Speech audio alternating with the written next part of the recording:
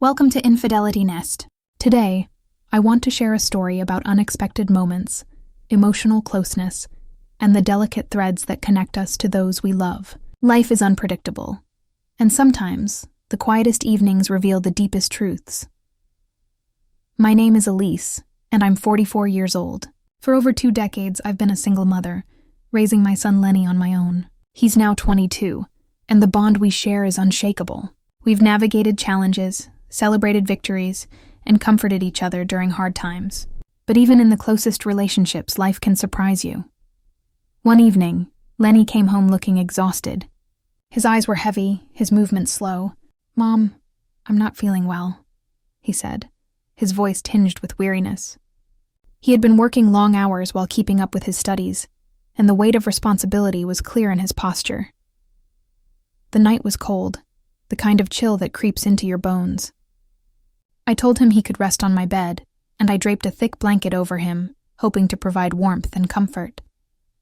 At first, everything felt ordinary, a mother helping her grown son, nothing more.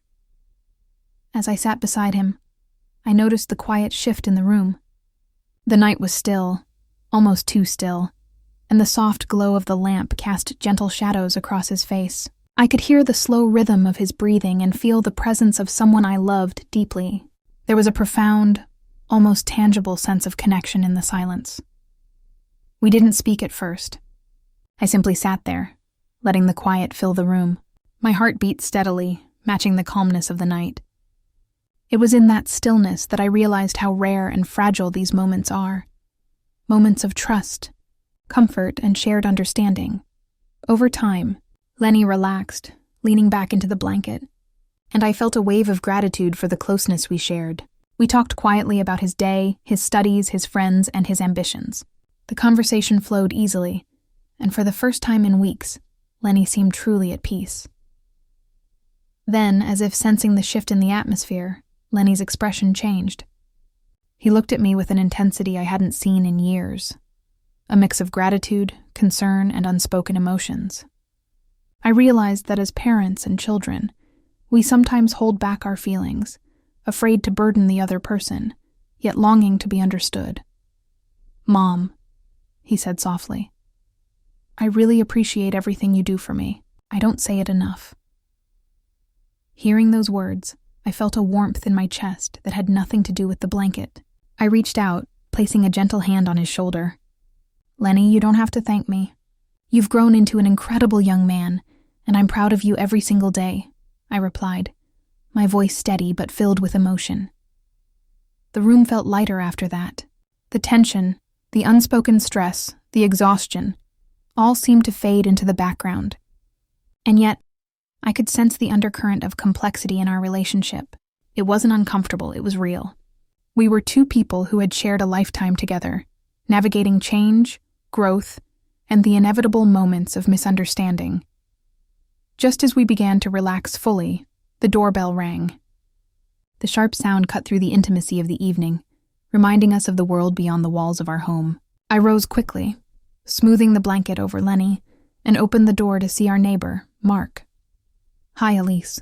I just wanted to check if everything's okay. It's been chilly lately, and I thought you might need some help with heating," he said with his warm, easy smile. Mark's presence brought an immediate sense of relief.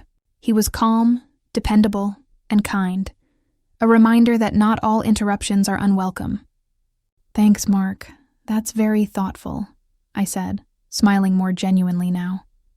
Lenny watched quietly from the hallway, his expression guarded.